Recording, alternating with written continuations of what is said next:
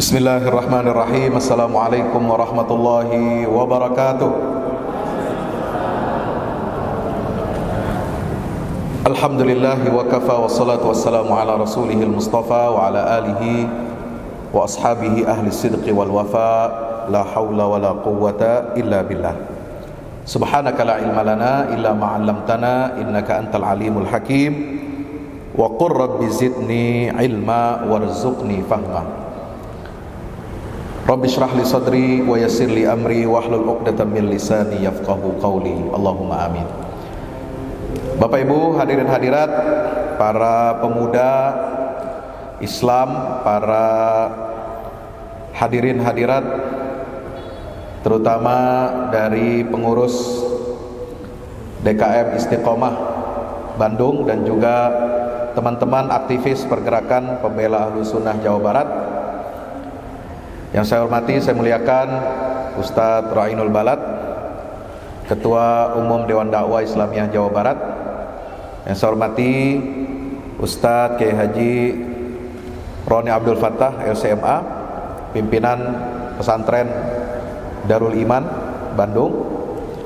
Para hadirin, para asatiz yang tidak sebutkan namanya satu persatu.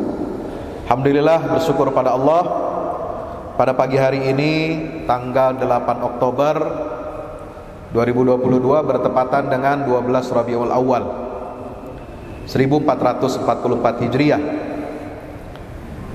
yang biasa kita peringati sebagai Maulidur Rasul, hari kelahirannya Nabi kita Muhammad SAW.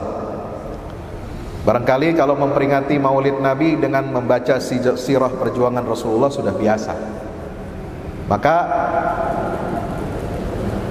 hari ini kita termasuk memperingati Rasulullah SAW juga, tapi dengan cara bagaimana?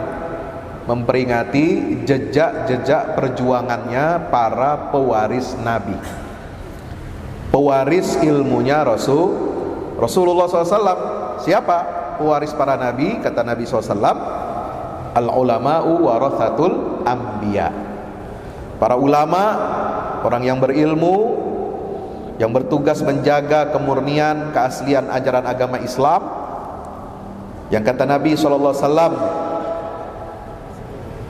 yahmilu hadzal ilma min kulli khalafin uduluhu yanfuna anhu ta'wil al-jahilin wa intihal al-mubtilin wa tahrif al-ghalin. Tugas para ulama yang membersihkan ajaran Islam ini dari pentakwilan orang-orang yang bodoh, dari pemalsuan orang-orang yang ingin membatalkan ajaran syariat Islam, dari keangkuhan orang-orang yang ekstrim ya dalam beragama. Maka mengkaji sirah dan masirah perjuangan dan biografi para pewaris Nabi ini, saya kira patut untuk kita hidupkan di era zaman sekarang ini, yang dimana kita ini kehilangan panduan ya, kehilangan adab, terutama dalam berinteraksi dengan ulama Rabbani yang menjadi penerus, menjadi pendakwah risalahnya Nabi kita Muhammad sallallahu alaihi wasallam. Ada satu hadis yang dhaif sebenarnya ya. Hadis ini dhaif. Itu diriwayatkan oleh Imam Abu Darda. Kalau menurut Syekh Al-Albani itu masuk dalam kitab silsilah hadis dhaifah. Tapi maknanya penting untuk kita renungi. Karena hadis dhaif ini bukan berkaitan dengan ibadah, bukan berkaitan dengan akidah ya. Kita boleh pakai, boleh kita ambil ini sebagai renungan i'tibar. Di dalam hadis itu Imam Abu Darda meriwayatkan, mautul alim musibatun la tujbar. Wafatnya orang berilmu itu, orang alim itu adalah sebuah musibah yang tidak bisa la tujbar, tidak bisa diobati. Ibarat luka itu menganga ya, nggak bisa diperban ya. Musibatun la tujbar. Kemudian wathulmatun la tusad, dia adalah lubang yang tidak bisa lagi ditutupi, ya. Wa najmun tumisa, bintang yang sudah redup. Mautu qabilatin aisaru min mauti alimin, matinya orang sekampung, ya, orang sekampung, se-RT, se-RW, ya, sekelurahan, itu kalau mati itu masih lebih ringan dampaknya daripada matinya seorang ulama, ya. Tapi kadang-kadang kita ini kehilangan adab kepada ulama, ya. Ada yang nggak mau tarahum, nggak mau mengucapkan takziah, rahimahullah, minimal rahimahullah, ya, semoga Allah merahmati. Itu doanya orang Islam. Allahumma gfir lahu warhamhu wa'afihi wa'fu anhu, ya. Kepada orang Islam, kepada orang berilmu saja nggak mau mendoakan supaya orang yang wafat itu, apalagi ulama ini, diampuni dosanya oleh Allah dan dirahmati. Ini kan hilang adab kita, ya. Apalagi sampai mengatakan sudah mati pun orang itu dicaci maki. Nauzubillah min zalik. Padahal kalau mengikuti garis Ahlus Sunnah wal Jamaah, ya, apalagi kelompok Atsariyah, saya ingin kutipkan di sini bagaimana pandangan Imam Ahmad bin Hambal, ya. Imam Ahmad bin Hambal ini imamnya Ahlul Athar, ya. Apa kata Imam Ahmad bin Hambal? Man istaqbala qiblatana wa shalla bi salatina nusalli alaihi wa nadfanuhu. Orang kalau dia meninggal sementara waktu hidupnya dia salatnya menghadap kiblat kita, ya, salatnya sesuai dengan cara kita salat mengikuti Rasulullah SAW, maka kalau dia meninggal ya kita salati dia dan kita kuburkan dengan cara Islam, ya. Termasuk orang ahli fasik. Ahli fasik kalau dia Islam, ya, salat fardu 5 waktu, ya, meskipun dia maksiat gitu, ya. Kadang-kadang salatnya bolong-bolong juga. Yang penting dia masih Islam. Dia tidak pernah menyatakan kufur dari Islam, keluar dari Islam. Tidak ada tanda-tanda alamat bahwa dia itu telah murtad dari agama Islam. Maka kalau mati ya kita tetap wajib untuk mensalatkan dan menguburkannya secara Islam. Imam Ibnu Taimiyah mengatakan, ini seorang muslim yang tidak dikenal dia sebagai orang munafik, kullu muslimin lam yu'lam annahu munafiq jazal istighfaru lahu wassalatu alaihi wa in kana fihi bid'atun aw fisqun. Orang Islam yang tidak diketahui bahwa dia adalah orang munafik. Orang munafik itu apa? Menyembunyikan kekufuran dan menampilkan Islam. Dia bukan orang munafik seperti Abdullah bin Ubay, seperti munafik-munafik yang ada di zaman Nabi SAW di Madinah, ya. Maka kita boleh hukumnya untuk memohonkan ampun kepada Allah. Jazal istighfar wassalah, bahkan mensalatinya meskipun orang itu mengamalkan bid'ah, wa in kana fihi bid'ah au fiskun. Coba bayangkan. Ini Ibnu Taimiyah, ya, fatwanya, ya, bukan fatwa saya. Jadi yang suka membid'ah-bid'ahkan itu, ya, kalau ada tetangganya yang ahli bid'ah, ya dia harus sholati juga itu, ya. Jangan malah dia nggak mau menjenguk, nggak mau takziah, apalagi nggak mau mensolatkan. Nauzubillah min zalik. Itu bukan pengikutnya Ibnu Taimiyah, nggak tahu pengikut siapa itu. Ini dalam kitab Minhajus Sunnah. Ya, nah, ada lagi satu fatwa dari Imam Ibnu Qayyim al-Jauziyah, la khilafa fi jawazi tarahum alal mu'minin. Secara umum tidak ada khilaf di antara para ulama, minimal ulama Hanabilah, ya.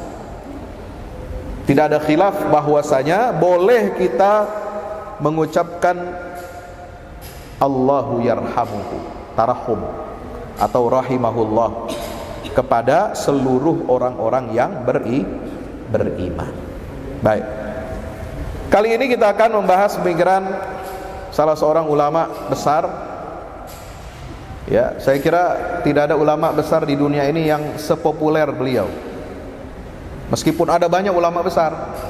Di Indonesia ada ulama besar, di Yaman ada ulama besar, di Saudi ada ulama besar, di Mesir banyak ulama besar, ya. Di Tunis, di Aljazair banyak ulama besar, karya-karyanya bisa kita baca. Cuma karya-karya ulama-ulama besar ini hanya diakses oleh segelintir orang, ya, oleh para penuntut ilmu saja, orang-orang yang menekuni tafaqquh fiddin, takhassus dalam spesialisasi ilmu-ilmu tertentu. Karena kebanyakan ulama-ulama besar itu menulis karyanya itu dengan bahasa yang cukup rumit, ya, ensiklopedis, alim, allamah, ya, seperti Syekh Muhammad At-Tahir Ibnu Ashur yang menulis kitab At-Tahrir wa Tanwir, tafsir 30 juz 15 jilid, ya, tapi sedikit orang yang bisa memahami isi kitab itu, ya. Kitab ini itu jadi rujukan saya dan mahasiswa di Al-Azhar itu S2, S3 itu kalau mau lulus ujian, ya, mau lulus ujian di S2, ya, di pasca sarjana, itu harus bisa baca kitab itu dan memahaminya, menjelaskannya, dan kalau ditanya ini istilah-istilah apa, kita mesti bisa jawab. Karena saking sulitnya itu. Lebih sulit daripada tafsir Al-Kasyaf, lebih sulit daripada Al-Alusi, lebih sulit daripada Al-Baydawi. Ya. Itu ulama modern, meninggalnya tahun 1960. Berarti orang abad 20 kan? Nggak gampang cara membacanya itu. Ya. Ada ulama-ulama yang lain seperti itu. Muhammad Amin Ash-Shinqiti menulis kitab Adwaul Bayan dan sebagainya. Ya, banyak ulama-ulama besar di dunia ini. Ya. Kalau di Indonesia ada Hamka. Nah, Hamka ini bahasa Indonesia tafsirnya. Persoalannya bukan sulit dibaca, cuma orang Indonesia malas baca. Ya. Gampang dibaca buku tafsir Al-Azhar itu, cuma kita nggak mau ngelihat buku ada 10 jilid, udah malas kita, mendekatnya aja udah malas, udah ngeri gitu. Ya. Kita maunya baca apa? Koping Ho, Doraemon, majalah Intisari, ya, majalah Gaib, majalah Hikmah, gitu-gitu. Ya. Jadi kalau untuk baca buku ilmiah, buku tafsir itu kayaknya takut gitu. Padahal bisa dibaca dan mudah untuk dipahami gitu ya. Nah, kalau Syekh Yusuf Qaradawi ini, ya, kalau ulama-ulama lain, ulama besar banyak di dunia ini, benar. Mungkin ada yang lebih alim dari beliau, ada. Ya. Tapi tidak diterjemahkan ke dalam banyak bahasa dunia. Ini persoalan. Ya. Satu, sudah bahasanya, cara penyajiannya cukup rumit, hanya bisa diakses oleh ahli ilmu. Yang kedua, tidak ada yang sanggup untuk menerjemahkannya. Gak sanggup. Saya aja kalau disuruh nerjemahin tafsir Tahrir At-Tanwir, saya nyerah itu. Bingung ini mau menerjemahkan bagaimana gitu. Karena istilah-istilah teknis, ilmu balaghah, ilmu arud, ilmu macam-macam di situ ada. Gak gampang. Ya, seperti siapa? Ada nggak sampai sekarang penerbit yang menerjemahkan kitab tafsir Al-Kasyaf? Ada? Nggak ada. Tafsir Al-Baydawi aja yang lebih tipis dari Al-Kasyaf, nggak ada yang menerjemahkan sampai sekarang. Ya. Yang ada dulu yang mengadopsi tafsir Al-Baydawi itu jadi kitab tafsir bahasa Melayu, ada. Itu Abdul Rauf Singkel dalam kitabnya Turjumanul Mustafid itu ngambil, ya, menyadur dari kitab tafsir Al-Baydawi, tapi tidak seperti aslinya Al-Baydawi. Itu sudah sangat disederhanakan.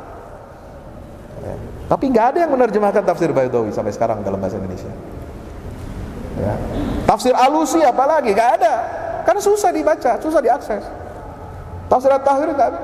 Al-Manar saja, yang digandrungi oleh Muhammadiyah, oleh Persis, itu nggak ada sampai sekarang yang menerjemahkan tafsir Al-Manar. Ya, padahal itu penting. Rujukan utama kaum pembaharu dan reformis di seluruh dunia Islam termasuk Hamka, tafsirnya itu merujuk kepada tafsir Al-Manar. Hanya yang agak mendingan itu Said Qutb, Fi Zilalil Quran, itu diterjemahkan bisa. Kenapa? Karena dia lebih banyak nuansa sastranya, penekanan maknanya, relevansinya dalam dunia. Nah, inilah kemudian yang mempengaruhi Syekh Yusuf Al-Qaradawi ini untuk menulis karya-karya. Bagaimana menerjemahkan ajaran-ajaran pokok Islam itu, membela, mengadvokasi ajaran-ajaran Islami dalam ruang lingkup kehidupan modern yang serba global, ya. Itu kemudian bisa dicerna, bisa difahami dan melekat dengan keseharian kita.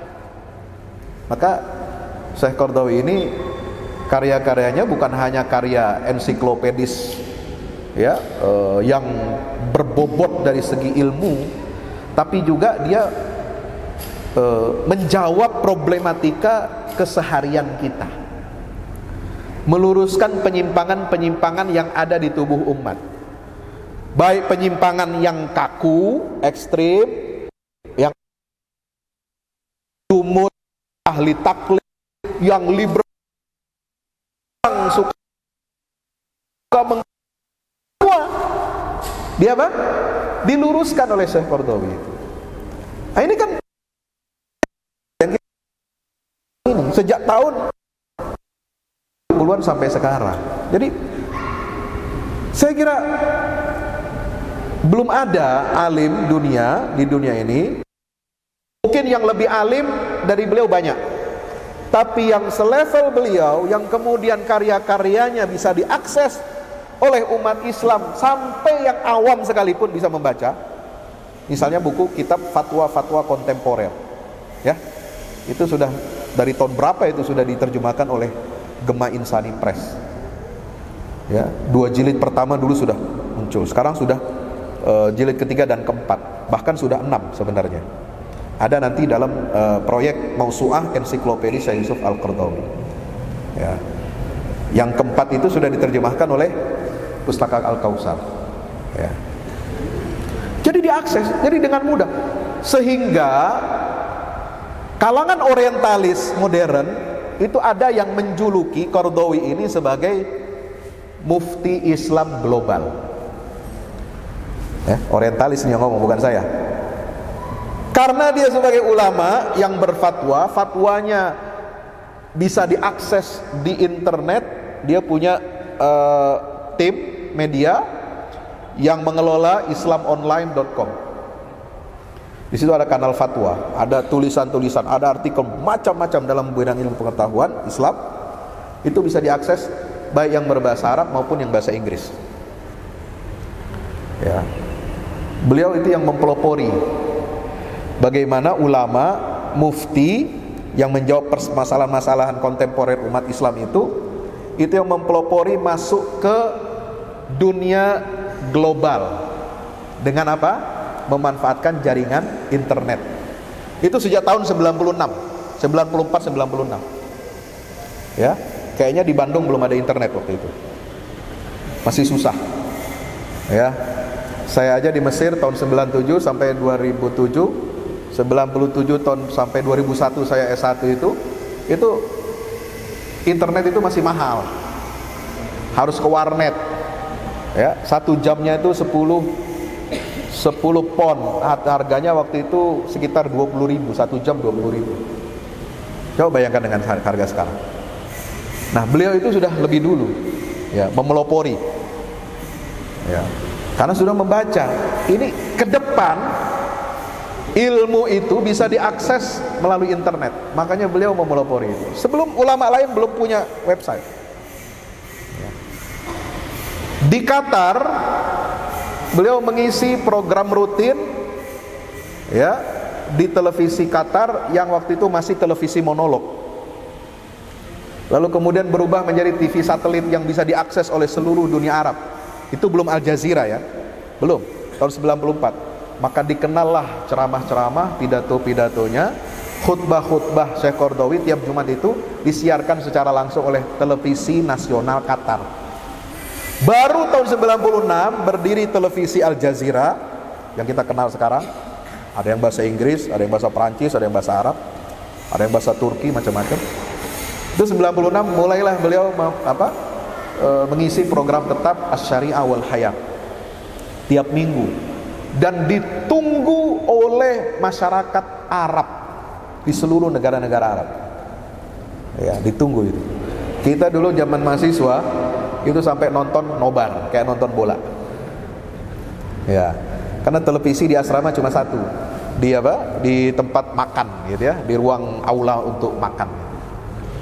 Kita nonton, nungguin keluarga-keluarga Mesir, di Saudi, di Qatar, di Emirat, semua menunggu malam Rabu kalau tidak salah, itu program beliau itu di Asy-Syariah wal Hayat itu, yang secara interaktif ya, beliau memberikan presentasi tentang tema yang dibahas, tema tentang syariat dan kehidupan, misalnya tentang perceraian, tentang perkawinan, tema-tema yang ringan, tapi dibahas secara mendalam dengan dalil-dalil yang kuat, ya. Lalu kemudian menjawab pertanyaan telepon, waktu itu telepon ya, belum ada WA, telepon masuk Al Jazeera, kring, wah, nanya, ngomong langsung tuh, lalu langsung jawab, jawabannya itu masya Allah mengalir luar biasa, ya. Ya, kalau sekarang presentasi yang kayak begitu paling 5 menit di televisi ya. Nah, itu ada Mama Dedeh begitu. Itu ya tidak terlalu mendalam lah ya kira-kira ya. Nah, kalau ini lain. Jadi ditunggu ya program. Nah, itulah yang memberikan pandangan-pandangan yang ketika ulama-ulama lain tidak. Bahkan mohon maaf, ada yang menutup diri. Ya. Enggak mau ya nonton televisi, ada kan sampai sekarang. Gak mau, haram itu nanti sarana maksiat, saddu zari'ah di ilal haram fahuwa haram, maka lebih baik gak usah nonton TV. Sekarang sudah zamannya begitu semua. Nah, sekarang tugas kita adalah mengisinya dengan konten-konten kebaikan. Nah, zaman itu luar biasa.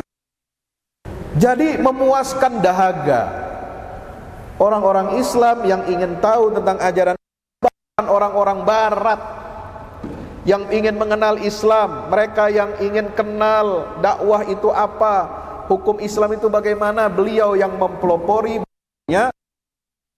riset dan fatwa untuk Eropa ya, tahun 94. Jadi sudah jadi mufti untuk seluruh negara Eropa selain untuk negara-negara Arab ya. Ada namanya Markaz Al-Urubi Lil Ifta wal Buhus, itu beliau yang mendirikan dan menjadi ketua pertamanya ya, sampai beliau menyerahkan estafet kepemimpinan itu kepada tokoh ulama yang lain ya. Dan di tahun 2004 beliau juga mendirikan sebuah perkumpulan organisasi internasional ya bagi ulama-ulama dunia, yaitu Al-Ittihad Al-Alami li Ulama'il Muslimin, International Unions of Muslim Scholars. Ini menghimpun kurang lebih 90.000 ulama dari seluruh dunia ya. Beliau punya visi menjadikan perkumpulan ulama ini sebagai marja'iyah ya, sebagai rujukan umat Islam Ahlus Sunnah ya. Rujukan apa? Ijtihad, dan bisa menjawab masalah-masalah kontemporernya umat Islam. Sampai satu waktu beliau berkata, kalau kita sekarang tidak ada punya institusi khilafah yang menyatukan dunia Islam, paling tidak yang bisa saya buat sekarang adalah menyatukan seluruh ulama di dunia, dan inilah sekarang barangkali menjadi model khilafah spiritualnya umat Islam. Ini kan melampaui zamannya. Sebab nggak mungkin kita ujuk-ujuk mau khilafah tiba-tiba langsung beri, tidak bisa, ulamanya aja belum bersatu ya. Umatnya aja masih kacau balau, masih tercerai-berai. Bagaimana mau mempersatukan supaya mengerti orang menjadi khilafah itu? Nggak bisa. Ya minimal ulamanya dulu. Nah ini beliau itu yang lakukan itu. Kontribusinya yang sangat luar biasa. Jadi saya kira kalau kita bicara tentang biografi singkat, sudah banyak beredar di media-media sosial ya. Saya tidak perlu jelaskan lagi bagaimana beliau lahir tahun 1926, itu bulan September ya, tanggal 9. Jadi tanggal 9 September kemarin saya baru menyampaikan ucapan selamat beliau ulang tahun yang ke 96. Ya. Qadarullah, nggak lama setelah itu tanggal 26 beliau wafat. Ya.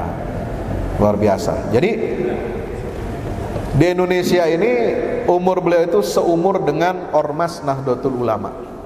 Coba bayangin. NU lahir, dia sudah lahir. Ya. Kita masih, orang tua kita aja belum lahir. Ya. Orang tua kita masih di alam arwah, masih di alam mimpi. Apalagi kita belum ada di alam mimpi juga nggak ada. Ya, belum ketemu itu jodohnya orang tua. Ya, mungkin baru ketemu jodoh kakek kita dulu. Nah itu sudah lahir beliau. Ya. Kemudian dia ini lahir dalam keadaan yatim. Umur 2 tahun ayahnya meninggal dunia sehingga dia dididik oleh pamannya. Pamannya inilah ya yang berfungsi seperti Abu Thalib. Jadi anaknya banyak paman ini. Tapi dia yang paling disayang. Ya, paling menonjol. Saudara-saudara saudara-saudara sepupunya itu juga sangat perhatian dan sayang kepada Syekh Qaradawi waktu masih kecil. Jadi persis seperti keluarga Abu Thalib. Bagaimana anak-anak Abu Thalib itu juga sangat mencintai Nabi kita Muhammad sallallahu alaihi wasallam. Tapi keluarga miskin, ya, cuma sanggup mengantarkan Qaradawi untuk apa? Belajar di Kutab, untuk ngapalin Quran. Kenapa? Karena free, gak ada biayanya. Ya, gak bayar itu Kutab di Mesir. Anak kecil umur 5-10 tahun menghafal Quran gak ada yang bayar. Free. Itu dikelola oleh Al-Azhar.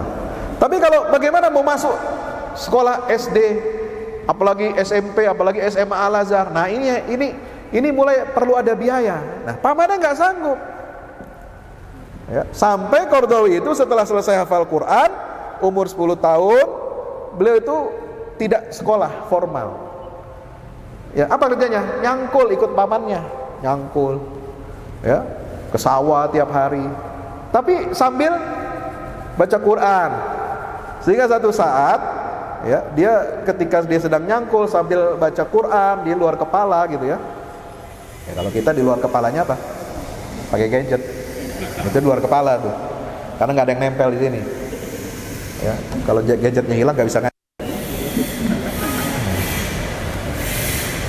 Orang ngaji hafal Quran, senang ada syekh di kampungnya, orang guru di Al-Azhar melihat kecerdasan, kesungguhan Qaradawi masih kecil ini, lalu kemudian menawarkan ya untuk masuk sekolah. Itu baru masuk sekolah itu umur 14 tahun, coba bayangkan.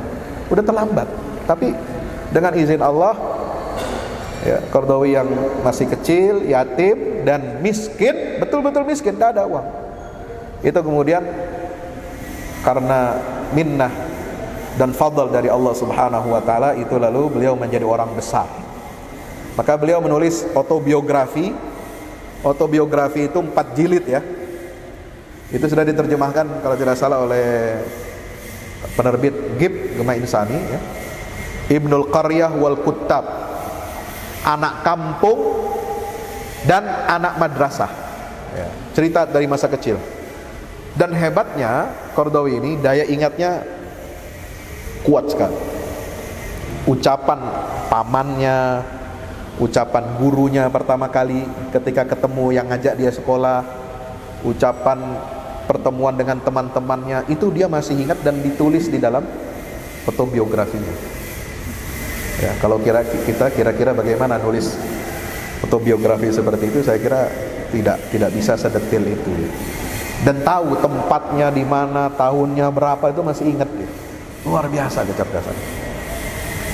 Ya, bukan hanya tahu hafal ayat Quran letaknya di mana, atas, bawah, tengah, kiri kanan itu udah di luar kepala dia, itu nggak usah ditanya itu ulama Azhar zaman dulu begitu ya, tidak aneh. Tapi ingat ucapan orang ya yang mengasuh, membesarkan, guru-gurunya, teman-temannya, teman pergaulannya, itu sedetil itu. Saya kira tidak banyak ulama yang bisa seperti itu. Dan dia menulis sendiri autobiografi itu 4 jilid. Nah, Bapak Ibu yang dirahmati Allah, jadi karya-karya beliau ini sangat banyak ya. Bisa kita sebut beliaulah ulama abad 21 yang mewariskan gaya dan kemampuan layaknya ulama-ulama ensiklopedis kita di abad pertengahan. Seperti Imam Al-Ghazali, Abu Hamid Al-Ghazali ya, Ibnu Taimiyah, Ibnu Qayyim ya, itu ulama-ulama ensiklopedis. Termasuk Ar-Razi, penulis tafsir, menulis ilmu yang lain ya, ilmu fisika, kimia dan sebagainya. Al-Ghazali menulis falsafah, menulis fikih, menulis usul fikih, menulis syair dan sebagainya. Nah, ini sama beliau juga seperti itu. Ya. Maka buku-buku beliau ini ada kurang lebih 170 yang tercatat. Tapi sebenarnya kata info yang terakhir itu mencapai 198 judul buku ya, di bidang akidah.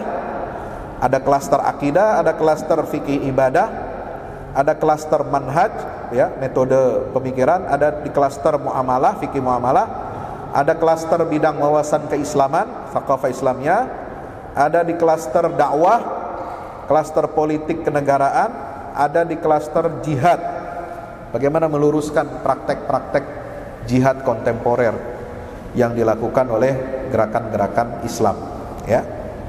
Nah, seperti tadi ada kritik-kritik beliau kepada, jadi beliau itu menulis bukan hanya sekedar menulis ya. Menulis itu bukan sekedar hobi. Menulis itu bukan hanya sekedar mengumpulkan.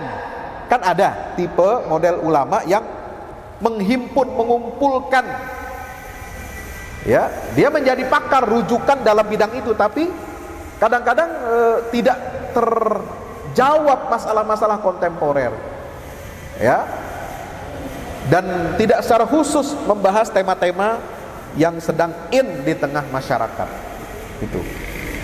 Contoh misalnya ulama yang zaman dengan beliau itu ada Profesor Dr. Wahbah Zuhaili. Siapa yang tidak kenal beliau?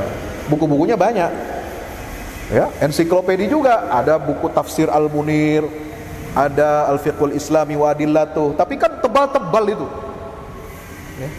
Orang kalau mau baca juga mikir-mikir lagi, takut itu ya, takut, nyentuhnya takut gitu ya.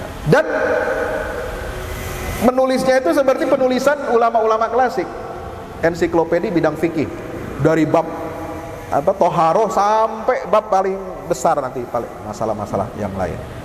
Nah, kalau Qardawi tidak begitu. Menulis fikihnya itu dia bagi secara tematik. Apa yang menjadi perhatian umat? Apa yang harus diluruskan dari umat ini? Masalah jihad dipraktekkan, disalahpahami, ya itu diluruskan. Lahirlah buku Fiqhul Jihad 2 jilid tebal ya. Diterjemahkan dalam bahasa Indonesia itu lebih dari 1000 halaman, 1300 halaman itu, ya, untuk meluruskan gerakan-gerakan jihad kontemporer ya. Ada fikih zakat. Zakat itu diulas secara melalui tinjauan fikih klasik dan juga fikih kontemporer. Dan pandangan-pandangan Qardawi ini sekarang hampir diterima di seluruh dunia Islam. Contohnya apa? Zakat profesi ya. Dulu nggak ada zakat profesi itu. Nggak ada orang berpikir zakat profesi ada apa enggak? Dokter ada zakatnya enggak? Insinyur ada zakatnya enggak? Ya taunya kan zakat mal biasa. Apapun profesinya yang penting zakat mal kan begitu ya. Tapi ada zakat profesi. Contoh itu. Ada zakat lagi, zakat fitrah. Pakai uang dikeluarkan dengan nilainya. Itu kan pemikiran baru, dan yang mengawali itu Qardawi. Sehingga orang nggak ribet-ribet lagi sekarang mesti keluarin gandum atau apa? Kalau di sini beras ya. Ya, memang sebagian masih pegang itu masalah, ya nggak masalah. Tapi kalau orang mau ganti dengan uang, ya boleh-boleh saja. Ini kan terobosan ini. Ini meskipun ditentang oleh banyak ulama yang berpegang kepada teks hadis harus sesuai dengan yang disebut dengan barang pokok, ya, komoditas pokok yang dimakan oleh ahlul balad. Tapi kita juga harus maju. Nah, disinilah ijtihad itu kemudian membuka wawasan dan pencerahan bagi banyak umat Islam. Nah, kalau ditanya tentang kiprah beliau di organisasi, di lembaga-lembaga dunia, ya tidak cukup waktu kita, banyak sekali beliau aktif. Seperti misalnya di Center for Islamic Studies di Inggris, Oxford, ada di organisasi dakwah Islam Afrika, ada beliau pernah menjadi anggota Dewan Ulama Besar Al-Azhar Mesir, ada menjadi anggota Dewan Riset Islam Majma' Buhus Islamiyah di Mesir, Dewan Fikih Islam di Muslim World Liga, ya, Liga Muslim Dunia, dan Dewan Pengawas Syariah di banyak sekali institusi bank-bank syariah di Timur Tengah, ya, termasuk Ketua Dewan Fatwa dan Riset Islam di Eropa. Baik, Bapak Ibu yang dirahmati Allah Subhanahu wa taala. Nah, ini sebelum beliau wafat terakhir beliau menerbitkan bukunya Fiqhus Shalah, fikih tentang sholat, ya. Nah, jadi fikih sholat itu terakhir malah, ya, karena sholat ini penting untuk bagaimana menjaga ruhiyah spiritual umat Islam. Maka beliau menulis buku itu. Ada fikih tahara, ada fikih siyam, ada fikih sholat, ada fikih zakat, ya.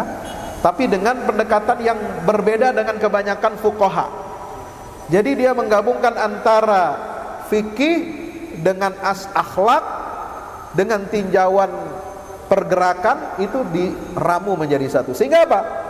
Sholatnya itu menggerakkan, puasanya menggerakkan, zakatnya itu mengentaskan kemiskinan, bukan hanya sekedar zakat biasa, ya. Nah, ini ada beberapa klaster dari ensiklopedia yang akan terbit nanti 100 jilid. Ya, jadi 100 jilidnya itu tidak seperti ulama-ulama lain yang menulis dari A sampai Z, tapi ini dikumpulkan secara tematik. Ya, itu yang disebut dengan Mausu'ah Al-A'mal Al-Kamilah. Jadi 190 judul buku itu kemudian dikembangkan dan menjadi 100 jilid buku. Ya, insya Allah akan terbit dalam beberapa pekan lagi. Nah, berbicara tentang pergerakan Islam di Indonesia, bagaimana pengaruhnya Qaradawi di Indonesia, ya, sebagai melanjutkan apa yang tadi saya sampaikan, bahwa Qaradawi ini pengaruhnya, kata orientalis itu adalah sebagai mufti Islam global, ya, dia pengarah. Kalau dulu dia diminta menjadi mursyidnya gerakan Ikhwanul Muslimin, tapi dia tolak.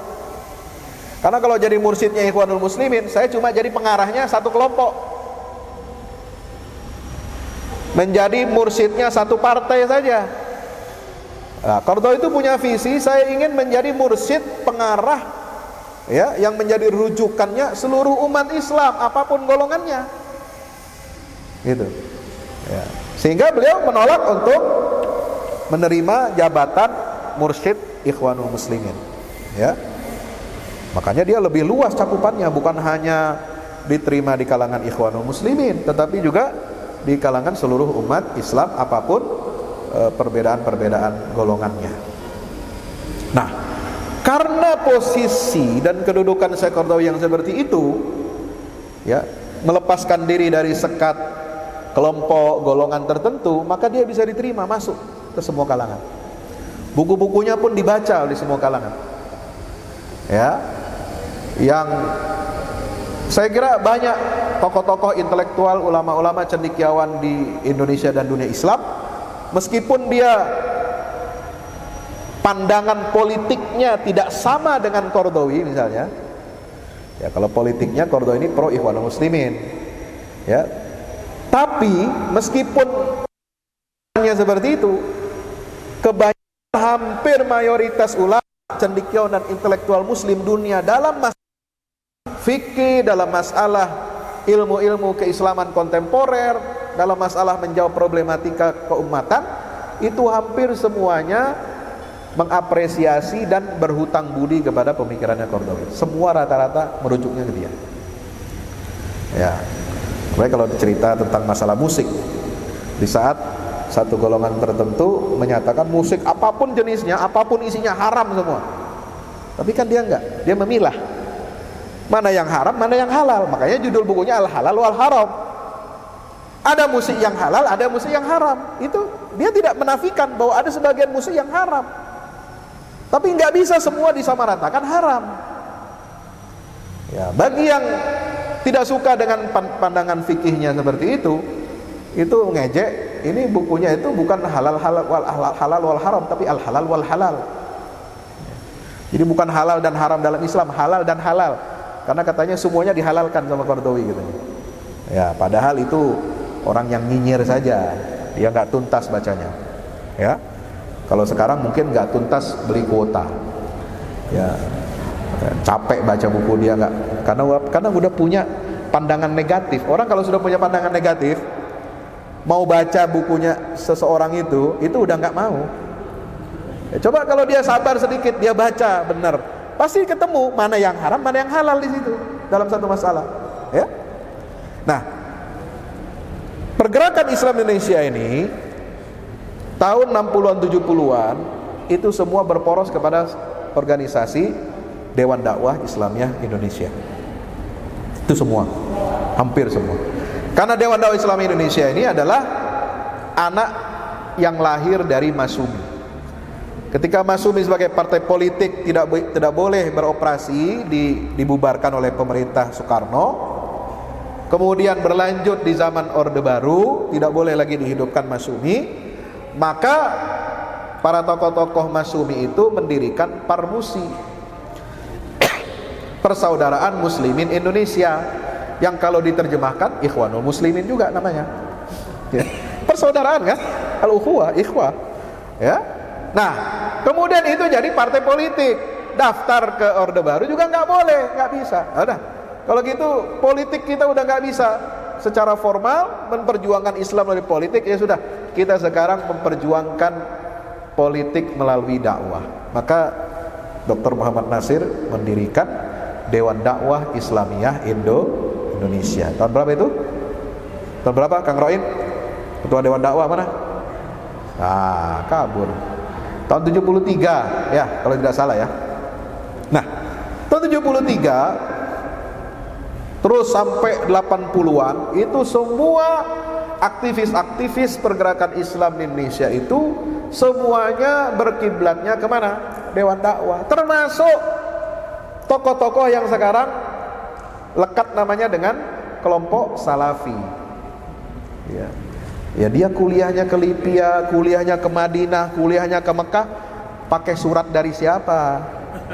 Kalau bukan dari Dewan Dakwah, Pak Nasir. Ya, nggak bisa Anda mau kuliah langsung ke Madinah itu kalau nggak ada tanda tangannya Pak Nasir. Jadi jangan sok-sokan itu, ya, menjelek-jelekkan Dewan Dakwah ini, kelompok-kelompok seperti ini. Padahal dia dulu kuliahnya pergi ke Madinah itu pakai apa? Surat dari Dewan Dakwah. Ya, ini fakta. Dan semua yang malah menjadi P3, yang menjadi apa sekarang PAN, yang menjadi PKS, itu semua pernah dididik oleh Dewan Dakwah. Jadi poros pergerakan Islam itu di situ. Nah, Muhammad Nasir sebagai tokoh sentral Dewan Dakwah juga dikenal di dunia Islam. Ya, beliau sebagai pendiri Rabita Alam Islami. Beliau sebagai pendiri Dewan Masjid sedunia. Beliau pendiri juga organisasi-organisasi charity internasional, ya, dan sudah dikenal di seluruh dunia Islam sampai menerima King Faisal Award dalam bidang pelayanan Islam, dalam bidang keislaman. Itu tahun 1980. Anda belum lahir, saya baru lahir. Ya, tahun 1980 ada videonya. Ya, video cari di YouTube, video lawas. Itu bagaimana ketika beliau menerima King Faisal Award itu. Langsung diberikan oleh waktu itu Raja Fahad, ya, yang menjadi raja Saudi pada waktu itu. Jadi di Saudi itu dihormati. Ya.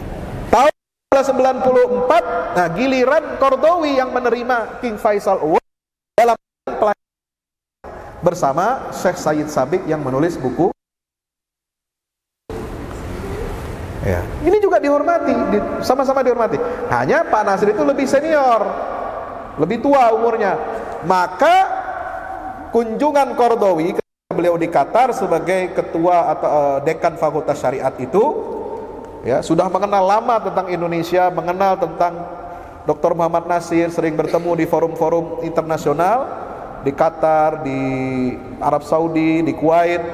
Maka beliau melakukan kunjungan pertama kali tahun 1979 ke Dewan Dakwah Indonesia, ke Majelis Ulama Indonesia, berjumpa dengan Kiai Buya Hamka, berjumpa dengan Kiai Hasan Basri, berjumpa dengan Buya Muhammad Nasir. Ya, itu saya unggah foto itu di sosial media, lalu diangkat oleh Republika menjadi berita. Ustadz Fahmi Salim unggah foto Syekh Qaradawi dengan, wah itu jadi rame, ya. Nah, itu 17. Jadi pergerakan itu yang kemudian, karena Buya M. Nasir juga, Kiai Hasan Basri, Buya Hamka juga sudah membaca bukunya Qaradawi, Halal wal Haram fil Islam.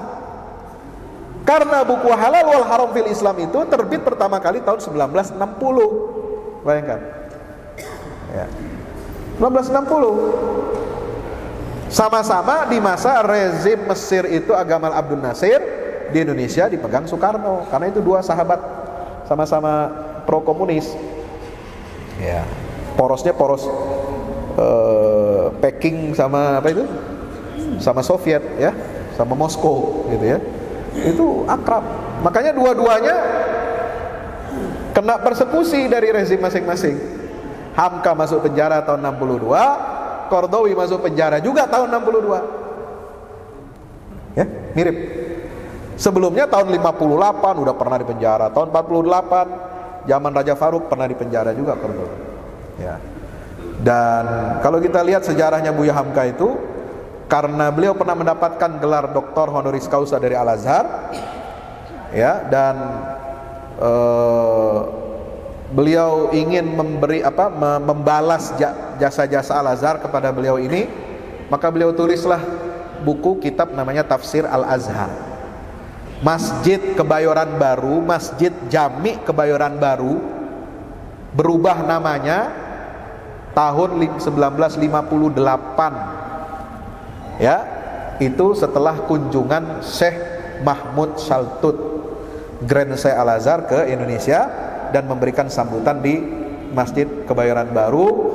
Di situ Hamka sebagai imam besarnya, dan beliau mengganti nama Masjid Kebayoran Baru itu menjadi Masjid Al-Azhar. Nah, Syekh Mahmud Shaltut ketika menjadi Grand Syekh Al-Azhar di Mesir, itu sekretaris pribadinya itu siapa?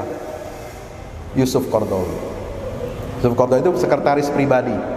Sekretarisnya Syekh Mahmud Shaltut yang mengumpulkan fatwa-fatwa Shaltut. Ada judulnya kitab Al-Fatawa, ya, kumpulan fatwa-fatwa Grand Syekh Al-Azhar, yaitu Mahmud Shaltut. Ya. Nah, termasuk kalau cerita tentang kaitannya dengan Syiah, ya, kenapa nama Grand Syekh Mahmud Shaltut itu dihubung-hubungkan dengan Syiah? Katanya boleh beribadah dengan mazhab Ja'fari, ya, bisa diterima dia sebagai mazhab dalam Islam. Sebenarnya itu tidak ada dalam fatwa resminya Syekh Shaltut. Ini yang cerita Qaradawi sendiri. Ya, Allah yarhamuh dua-duanya ini. Ya, kata Syekh Qaradawi, selama hidupnya Syekh Shaltut itu tidak pernah memberikan fatwa secara resmi tentang mazhab Ja'fari, apalagi dimasukkan ke dalam buku fatwa. Karena yang menghimpun, yang memasukkan semua fatwa-fatwa Syekh Shaltut ke dalam menjadi satu buku itu saya. Nah, dokumennya itu nggak ada. Fatwa Shaltut membenarkan mazhab Syiah Ja'fariyah itu nggak ada. Ini ceritanya Syekh Qaradawi. Ya, dia sekretaris pribadinya. Ya, semua dokumen fatwanya itu dia yang simpan, dia yang mengarsip, kemudian dia yang naikkan ke penerbit. Ya. Yang ada itu adalah statement pernyataan yang dicomot lalu kemudian dimuat di majalah Takrib Sunni Syiah yang waktu itu ada kantornya, itu ada di Kairo, Darut Takrib namanya. Nah, ini yang dimanfaatkan selebaran itu, yang kemudian diterjemahkan ke dalam banyak bahasa dunia, yang mengatakan inilah fatwa Mahmud Shaltut Grand Syekh Al-Azhar membenarkan mazhab Syiah. Padahal tidak ada. Kalaupun benar dia memfatwakan, kata Syekh Qaradawi, maka nggak mungkin ya Syekh Mahmud Shaltut mengatakan ketika berfatwa tentang hukum nikah kawin kontrak, ya menurut Syiah itu kan ada kawin kontrak, nikah mut'ah. Apa fatwanya Syekh Shaltut dalam buku bahwa syariat nikah mut'ah seperti ini yang diajarkan oleh satu kelompok tertentu, ya yaitu mazhab Syiah, tidak mungkin bersumber dari wahyu Allah. Itu Shaltut ngomong begitu, tulis ya. Tidak mungkin bersumber dari Allah karena isinya itu zalim kepada perempuan. Ya, perempuan nggak punya hak, nggak punya hak waris, nggak punya ini. Karena apa? Karena pernikahannya temporer. Ya, itu tidak mungkin bersumber dari syariat Allah katanya. Jadi bertolak belakang antara fatwanya Shaltut, kalau misalnya benar itu dia membenarkan mazhab Syiah Ja'fariyah, tapi dalam fatwa tentang nikah mut'ah justru bertentangan. Dia mengatakan bahwa ajaran Syiah tentang nikah mut'ah, nikah kontrak itu jelas bukan syariat dari Allah. Coba bayangkan ya. Jadi ini tahu betul, Syekh Qaradawi itu tahu betul pemikiran Syekh Shaltut ini bagaimana ketika membahas masalah takrib antara Sunni dan Syiah ya. Nah, kalau yang ingin tahu kajian mendalam bagaimana hubungan masalah fatwa Qaradawi tentang Syiah, yaitu kajian saya nanti sore ya, nanti sore ya. Ya, itu kalau mau tahu datanglah nanti sore di Al-Hidayah. Ini di sini kita nggak bahas itu ya. Kita bahas di sini adalah bagaimana pengaruh Qaradawi dalam pergerakan Islam Indonesia. Ini jadi tahun 79 beliau keliling ormas-ormas Islam, terutama Dewan Dakwah, menyampaikan tauji, memberikan pengarahan-pengarahan kepada para aktivis ya. Aktivis Islam itu dikasih wejangan-wejangan, dikasih bekal-bekal ya bagaimana memberdayakan dakwah Islamiyah di Indonesia. Nah, setelah itu tahun 19 kunjungan yang kedua tahun 1989 ya, ini pernah kunjungan beliau yang kedua ya, tahun 1988-89 juga ke Dewan Dakwah. Jadi dua kali kunjungan pertama itu fokusnya beliau ke Dewan Dakwah. Kenapa? Karena di situ banyak berhimpun para aktivis dakwah di Indonesia dan juga alumni Timur Tengah, semua ngumpulnya di situ. Makanya corak alumni Timur Tengah tahun 70-an dan 80-an ya. Nih saya kasih tahu ya. Coraknya itu adalah corak Qaradawi. Ingin mempersatukan umat. Enggak ada tuh model-model zaman sekarang alumni Timur Tengah yang macam-macam ya. Yang serang sana, serang sini, tahzir ini, tahzir itu. Enggak ada pada zaman dulu. Itu tahun 70-an 80-an. Kenapa? Karena memang kiblatnya itu ke Syekh Qaradawi dan Buya Muhammad Nasir yang ingin mempersatukan umat Islam. Silakan kamu mazhabnya apa? Silakan, yang enggak bermazhab juga boleh.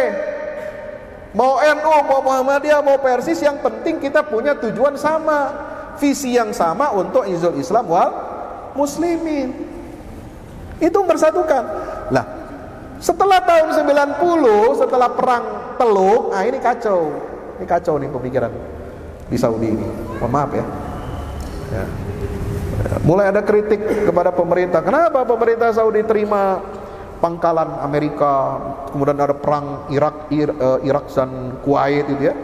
Tahun 91 agresi itu. Terus sampai kemari, maka semakin mengentalkan, membuat jarak antara pemikiran Syekh Qaradawi dan Dewan Dakwah Islam Indonesia dengan aktivis-aktivis alumni Timur Tengah yang lulus tahun 90-an. Nah inilah yang mulai membuat sekat-sekat. Qaradawi bahaya, Qaradawi ahli bid'ah, bid'ahnya dolalah lagi, ya.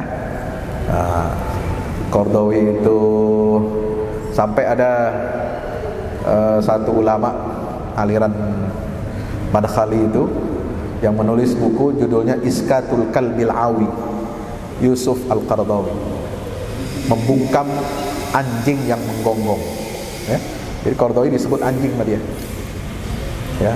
Padahal ilmunya kagak ada, sekukunya yang Qaradawi nggak ada, ya. Disebut anjing sama dia, kurang ajar. Ini kurang ajar ulama. Ini bukan ulama itu. Masa menulis tentang ulama lain dengan kata-kata binatang. Nah sayangnya ada yang meneruskan lagi model begitu. Murid-muridnya ada yang nerusin, jelek-jelekin umat pakai keluarin kata-kata binatang. Nauzubillah min dzalik. Ya, padahal nulis bukunya saja judulnya salah. Anjing itu bahasa Arabnya menggonggong bukan awi tapi an-nubah. Awi itu buat apa? Buat serigala. Udah salah, judul bukunya salah. Udah salah judul bukunya, ya. Itu kata-kata bahasa itu teliti. Ya, kalau anjing nggak bisa pakai bahasa awi, tapi pakai an-nubah, yanbahu, ya. Anjing itu kalau menggonggong bahasa Arabnya an-nubah, bukan al-awa. Ya. Nah, ini yang terjadi. Nah, itu tahun 79, 88 sampai 9 ini beliau fokus memberikan pengarahan-pengarahan kepada aktivis-aktivis Dewan Dakwah Islami Indonesia. Nah, baru kunjungan yang ketiga, beliau terlibat aktif dan mengikuti perkembangan reformasi di Indonesia tahun 1998, kunjungan yang ketiga. Setelah tumbangnya rezim Soeharto, naik Profesor Dr. B.J. Habibie, naiklah kalangan kekuatan Islam, ijo royo-royo itu. Nah, Qaradawi mulai datang ke Indonesia dan bergaul, ya, memberikan arahan kepada bidang pemerintah, aspek pemerintahan. Siapa aktivis dakwah yang duduk di pemerintahan sebagai ketua DPR, ketua MPR, ketua BPK, ketua IJMI, semua dikumpulin. Habibie aja datang, dikumpulin sama beliau, dikasih nasihat. Begini cara menyelenggarakan negara sesuai dengan Islam, ya. Itu ada dalam memoir Dr. Habib Hirzin yang menjadi panitia lokal. Karena beliau ini sedang di Jeddah, ditelepon oleh Syekh Qaradawi. Habib Hirzin ini dulu aktif di Triple IT, ya, Al-Ma'had Al-Alami Lil Fikril Islami. Triple IT itu dulu didirikan oleh Ismail Raji Al-Faruqi, profesor dari Palestina asalnya. Kemudian diteruskan. Nah, IJMI ini erat kaitannya dengan proyek Islamisasi ilmu pengetahuan Triple IT. Maka Syekh Qaradawi datang ke Indonesia atas undangan IJMI, kemudian juga Triple IT, ya, dan memberikan nasihat-nasihat dan ceramah-ceramah pandangan kepada para tokoh-tokoh bangsa di awal reformasi. Kunjungan yang ketiga, yang keempat tahun 2007. Nah ini sama, jadi beliau itu sudah memberikan arahannya itu tidak lagi hanya fokus pada Dewan Dakwah, tapi di level pemerintahan. Waktu itu ketua DPR-nya sudah, ya, Pak Hidayat Nur Wahid, ya, dari PKS. Kemudian ketua MPR-nya waktu itu siapa ya? Siapa ketua MPR waktu itu ya? Ketua MPR-nya Pak Hidayat, ya. Ketua DPR-nya waktu itu siapa ya zaman itu ya? Lupa saya. 2007. Ya, ini atas undangan Presiden SBY beliau datang. Karena SBY aja tahu ini ulama kelas dunia ini. Waktu datang ke Qatar, bertemu dengan Emir Qatar, ya, beliau datang ke rumahnya Syekh Qaradawi dan mengundang Qaradawi untuk datang ke Indonesia. Ya, disitulah hubungan beliau dengan tokoh-tokoh pergerakan ulama-ulama Indonesia ini sangat erat sekali. Dan di 2007 itu beliau datang ke kantor PBNU, berdialog dengan ulama-ulama NU, dan beliau berkelakar, saya ini sebenarnya anak NU, katanya. Itu kelakarnya beliau. Karena saya lahir tahun 26, NU juga tahun 26, lahirnya sama. Ya, selain itu beliau datang ke PP Muhammadiyah diterima oleh Profesor Din Samsudin. Dan pandangan ijtihad Syekh Qaradawi itu sama, mirip dengan Muhammadiyah. Ya, lebih banyak diterima di Muhammadiyah. Ya, pandangan-pandangan beliau yang tidak terikat kepada satu mazhab tertentu, tapi tetap menghormati mazhab-mazhab fikih yang ada. Ketika beliau ditanya, "Syekh, apa pandangan Syekh tentang metode penetapan awal bulan Ramadan dan hari raya?" Kami di Muhammadiyah pakai hisab menurut hitungan astronomi, ilmu falak. Kata Syekh Qaradawi, hisab itu qat'i. Hitungan astronomi itu sifatnya pasti. Kalau ru'yatul hilal itu masih zonni, masih orang mengira-ngira, masih relatif itu. Maka di situ Muhammadiyah mendapatkan amunisi. Ya, karena juga Muhammadiyah ini berlandaskan fatwa tentang hisab itu kepada muktamar tahun 2006 di Turki, Istanbul, yang ingin menyatukan dan membuat kalender Islam global. Nah, salah satu makalah di sana yang disampaikan itu adalah makalah Syekh Yusuf Al-Qaradawi. Ya, dia terima secara bulat oleh para peserta konferensi penyatuan kalender Islam global, dan di Muhammadiyah dibakukan menjadi metode penetapan awal hisab untuk bulan Komariah dan hari raya. Ya, banyak sekali pujian-pujian kepada beliau, juga ucapan-ucapan yang terus terngiang sampai sekarang menjadi panduan bagi para ulama kita dalam pergerakan Islam. Saya kira itu yang dapat saya sampaikan, mudah-mudahan bermanfaat. Aqulu qouli hadza astaghfirullah li wa lakum. Wassalamualaikum warahmatullahi wabarakatuh.